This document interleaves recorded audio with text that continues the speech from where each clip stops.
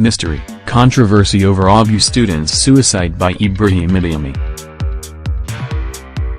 Dead or alive? Repressed and depressed by parents or not? These are the controversial queries that filled the social media airwaves after the mysterious suicide action taken by Aisha Molola, a 300-level student of Ahmadu Bello University, Zaria in her apartment at Samaru, Kaduna State. Molola was said to have committed suicide by drinking insecticide. She also reportedly dropped a note, stating why she took her life. According to the note, she wrote that her family should be held responsible for her suicide, especially her mother and father. She said the duo made life miserable for her and thus, killing herself was the only way she could save herself from the family's frustration. The letter reads below. Just like I said, if I am no more, please hold my family, especially my mom and dad, responsible. I have tried to be the best I can be, stayed away from them just because they blamed me for their mistakes and they can't love, help and take care of me like their own. My mom has made life a living hell for me only because she is bipolar and frustrated, accusing me of being a witch, trying to kill her and being a cursed child, even though my brother is responsible for my education and upkeep. The only thing she helps me with is my feeding money. I have gone out of my way to take care of my mom by giving her food and money, but I still end up being her problem. My brother can't stick to his promise anymore because he feels I am not his responsibility and I have my own family. I hope and believe that now that I am gone, it will bring them relief and happiness.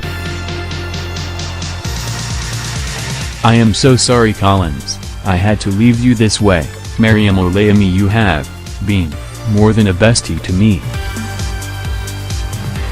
I am also sorry to all my friends and well-wishers. I love to be happy, but I'm nothing but a broken child. I don't believe in God anymore, cause I can't see my purpose anymore. I love you all so much. When the news of the ABU student's suicide made headlines, most Nigerians condemned the act. However, there are still some questions surrounding her demise left unanswered. Did Aisha survive the suicide mission? Few days after reactions followed Aisha's suicide action, it went viral on social media that she survived the attempt to commit suicide. The source of the rumor is traceable to the post on the Facebook page of Ahmadu Bello University, Samaru, Zaria. The post, which has more than 1,000 shares and likes, have made many Nigerians wonder whether she really survived her suicide mission. However, the picture attached to the Facebook post, showing Aisha in the hospital receiving treatment, is the first fact that falsifies the rumors. This is because the said picture was posted on Twitter sometime in October 2018, when Aisha was said to have had an accident. The rumor was further falsified by eyewitnesses who witnessed how Aisha died and was buried. Adeyemi, a recent graduate of Ahmadu Bello University, Zaria and close friend to Aisha, affirmed that he was among many others who were present at her funeral on the same day she committed suicide.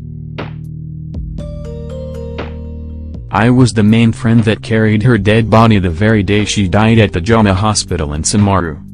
I and her best friend's father, Mr. Abdulghani, with 2 policemen, took her to the Ahmadu Bello University Teaching Hospital mortuary.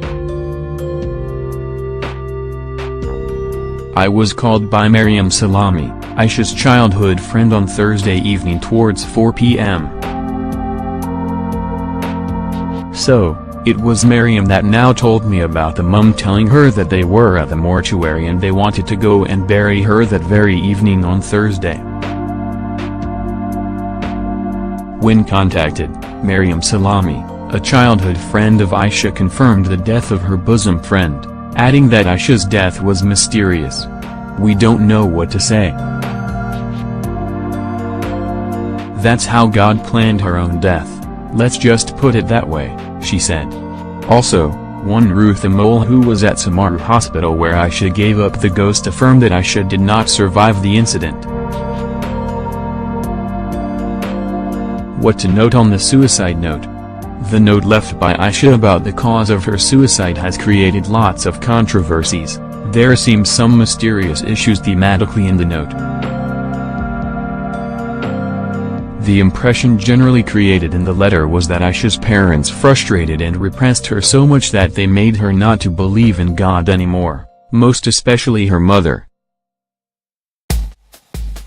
As indicated in the note, Aisha frowned at how her mother so much rejected and ejected her while she was alive. According to the note, she, her mother, would blame her for everything and even called her a witch. Though all efforts to reach any of her parents proved abortive, the deceased childhood friend, Maryam Salami, first confirmed that Aisha was the original author of the letter. Aisha wrote that letter. That's her handwriting, she affirmed. She, however, added that the interpretation of the note could best be conveyed by its author. Half of what she said could be true and could not be true. It's a personal issue and we should leave it personal. In that letter, she said something that has to do with herself and her mother or people around her. That letter said a lot. I know what that letter means, but I don't want to say anything. That letter should just be left. That letter is nothing. People should just let bygone be bygone. We should just pray for her and God should forgive all of us, she said.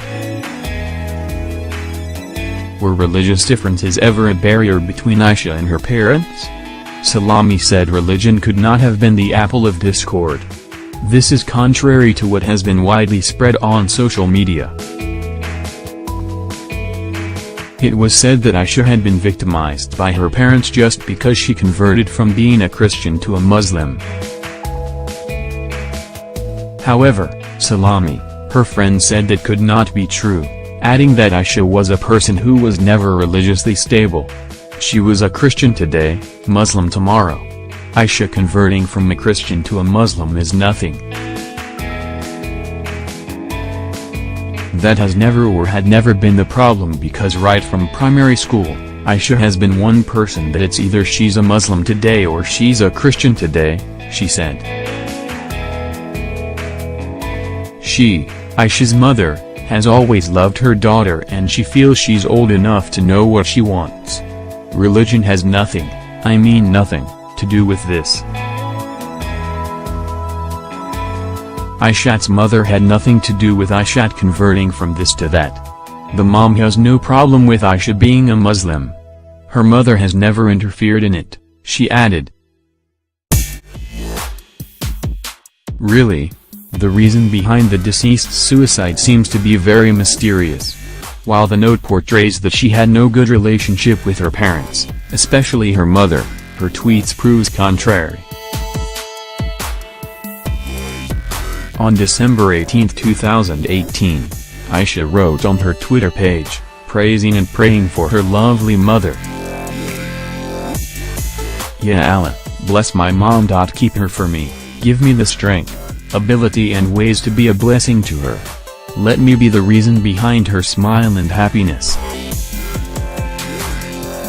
Please give her long life to reap the fruit of her labor. I love you mom.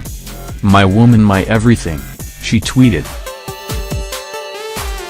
Also, on Tuesday, December 25th of the same year, before Aisha committed suicide on Thursday, 27th of the same month and year, she posted on Twitter again, telling her friends how she would celebrate Christmas with her family even as a Muslim.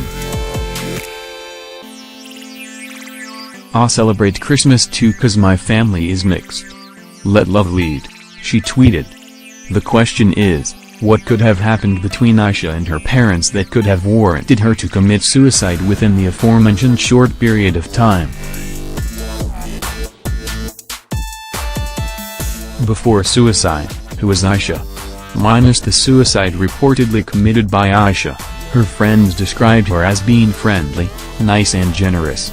As her childhood friend, Miriam also described Aisha as someone who was crazy but nice and friendly.